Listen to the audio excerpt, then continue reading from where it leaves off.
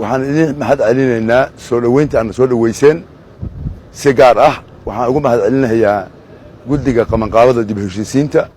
oo hawshaan waqti dheer hawl geliyey waqti badan geliyey oo aqoontooda ugu daray oo maanta heerkan soo gaarsiiyey dib u heshiisiintii iyo qabanqaabadeedii sidoo kale waxaan mahad ballaaran halkaan uga celinayaa dowladda federaalka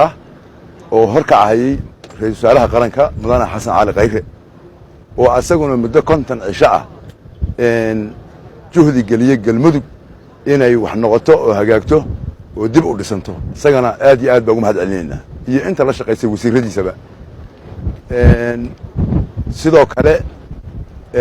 culamaa adduunka waa dhageysanaynay inay si buuxda ugu wareejiyeen dowladda federaalka iyo guddiga qabanqaabada amniga magaalada oo ogolaadeen inay noqoto magaalo loo dhan yahay ayaguna aad iyo aad u mahadsan yihiin intaa bacdigeed walaalayaal annaga waxaan ka nimid safar dheer baan ka nimid waxaad la socotaan muddo 25 cisho ah 45 cisho ah ayaan hobyo fadhinay shir beelaha galmudug beelo ka mid ah ayaa halkaa lagu hayay shirkaasi guud ahaan wuxuu marahayaa meel fiican ayaa la dhigay wanaagiisu bahdii gaarka ahayd oo iska lahayn iyo bahweynta guud oo galmudugna iyo Soomaaliba insha Allah goor uu soo gaaro ayaan rajaynaynaa wanaagiisu sidoo kale waxaan u nimid annagu iyadoo walaalo badan oo kale oo kamida beesha habargudub halka ku shiraysan ay imaan doonaan